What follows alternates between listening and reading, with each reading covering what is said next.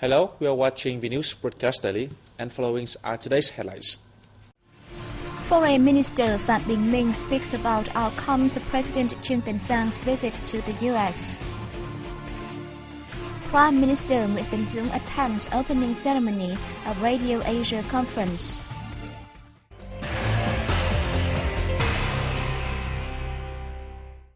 President Trương Tấn Sang's visit to the United States has formed a new framework for the development of Vietnam-U.S. relations in a new period.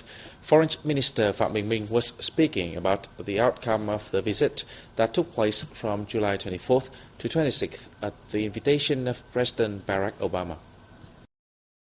Foreign Minister Phạm Bình Minh said the visit aims to boost the Vietnam-U.S. relations both on scale and in depth, particularly in fields of the two countries' shared interest and of Vietnam's priority, including economics, trade, science, technology, education and training, and addressing post-war consequences.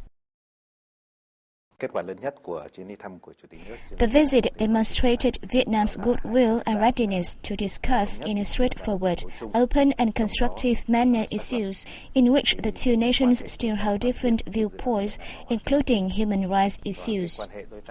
This enhances mutual understanding and narrows differences between the two countries while affirming Vietnam's sound guidelines and policies in ensuring and respecting human rights.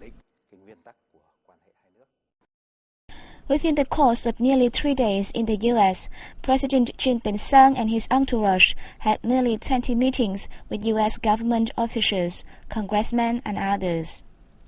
Within the framework of the visit, governmental officials accompanying the President also held many working sessions with U.S. partners to discuss concrete measures to boost ties in such areas as economics, trade, investment, education and training, and national defense.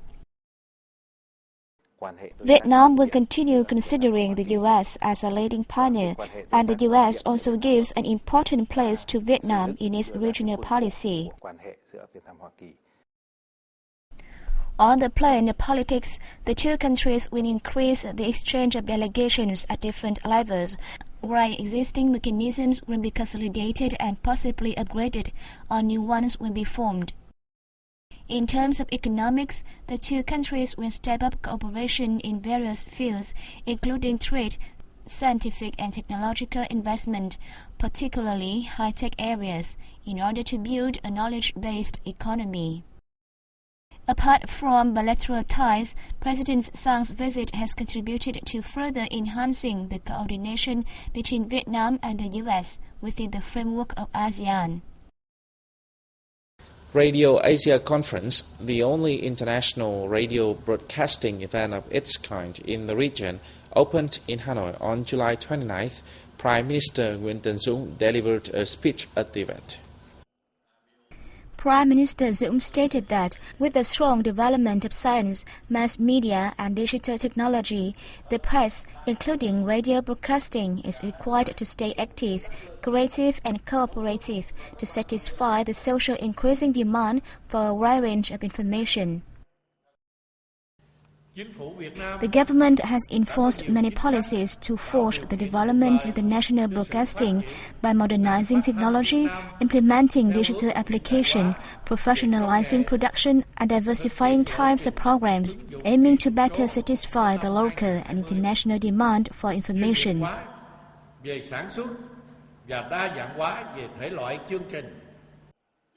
He lauded the broadcasting sector for contributing to the country's socio-economic development and enhancing the spiritual cultural life of people, especially those from far-flung areas and islands. With the theme Radio and Social Media where to next, the 3-day event is expected to bring together about 500 delegates, including leading radio broadcasters, communication specialists, policymakers and academics from across the Asia-Pacific region and beyond.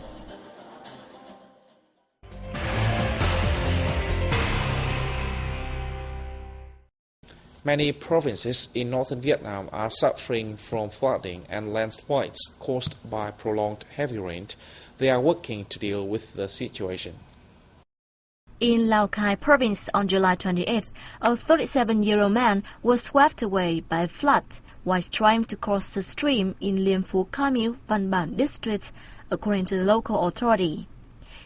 His body was retrieved the same day by local residents.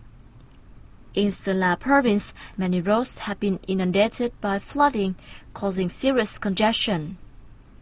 One part of the National Highway 6 passing through Chiang Mung Commune in Mai Sơn district in particular was completely submerged by water, creating traffic backups of nearly 1 kilometer that lasted for over 2 hours. In response, the local authorities intervened by redirecting traffic along a new route. Landslides have also blocked the way on 3 other roads in the province and causing heavy traffic congestion. Meanwhile, non-stop rains over the past days seriously damaged Highway 279, a key route linking the northern mountainous province of Điện Biên with lowland localities. Vietnam's goods and services sector maintained impressive momentum during the first 7 months of this year. The country's total retail sales reached $70.9 billion in the period, representing a year-on-year rise of 12%. The country's total retail sales reached $10.2 billion in July, up 0.4% against the figure in June and surging nearly 13% over the same period last year. According to the General Statistics Office, the total retail sales in July increased due to a range of factors, with stronger consumer demand one of the main drivers, while the Consumer Price Index is estimated to rise as a result. Meanwhile, other economic sectors post growth of between 10 to 37% year-on-year, with the foreign investor sector leading the charge, although it remains only a 3.3% contributor to the common indicator.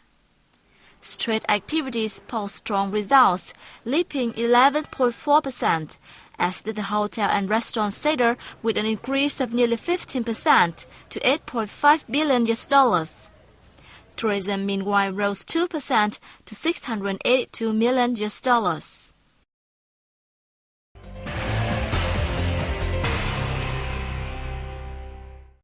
A special summer camp for young overseas Vietnamese ended in the southernmost province of Cà Mau on July 28th. The camp has equipped young Vietnamese living abroad with knowledge on the tradition, cultural, history and geography of Vietnam, thus reinforcing their love towards their homeland. On July 12th, the young people offered incense at the King Hùng Temple in the northern province of Phu Thọ. The event marked the start of the 2013 Vietnam Summer Camp, themed 10 Years the Call of the Homeland. The event is to remind young overseas Vietnamese to their origin, the most important element wherever they are. We hope through this program they will learn more about their homeland, the S-shaped country called Vietnam. We feel so touched visiting here and offering incense in commemoration of our country's founders, the Hùng Kings. Though we study abroad, Vietnamese blood still runs through our body. This year's summer camp featured a string of activities, drawing the participation of 200 outstanding young overseas Vietnamese from 24 countries. On July 14, the young participants traveled to the northern mountainous province of Hà Giang, where they visited Đồng Văn Stone Plateau, paid tribute to fallen soldiers at a cemetery in Vị Xuyên district, engaged in an artistic exchange with the province's youth. They also visited the Thanh Thủy Border Gate and some border markers. I'm very impressed with the natural beauty and landscape of Hà Giang province. It makes me extremely excited. Despite a long journey through 9 cities and provinces, the young overseas Vietnamese, instead of being tired, feel sheer love for the country and the warmth given to them on returning to their homeland. And that is the end of our news today. Thanks for watching and see you next time.